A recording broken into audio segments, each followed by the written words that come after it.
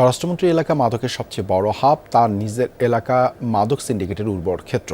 এই মন্তব্য করেছেন কুমিল্লা ৪ আসনের সংসদ সদস্য হাসনাত আবদুল্লাহ।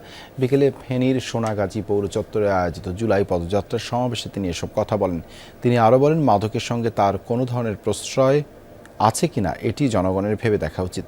প্রত্যেক সমাজে ঘরে ঘরে যেভাবে মাদক ছড়িয়ে পড়েছে তাতে কোনো সুস্থ তরুণ প্রজন্ম গড়ে তোলা সম্ভব নয়। এর আগে জুলাই শহীদ আব্দুল গনি বোরহানের কবর জিয়ারত করেন হাসনাত আবদুল্লাহ।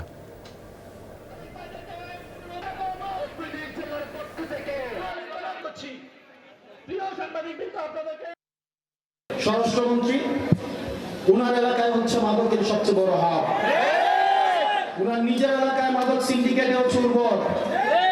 পাছে লোকে বলে মাদকের সাথে উনার কি কোনো ধরনের প্রশ্রয় আছে কিনা এটা আমাদের ভেবে দেখা উচিত।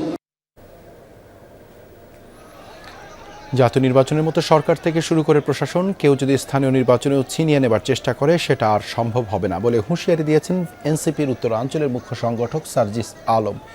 গতকাল বিকেলে সিরাজগঞ্জের উল্লাপাড়ায় জুলাই পদযাত্রা ও সমাবেশে প্রধান অতিথির বক্তব্যে তিনি এসব কথা বলেন।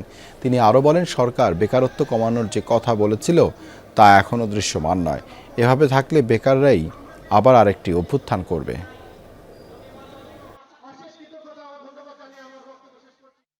জাতীয় নির্বাচনের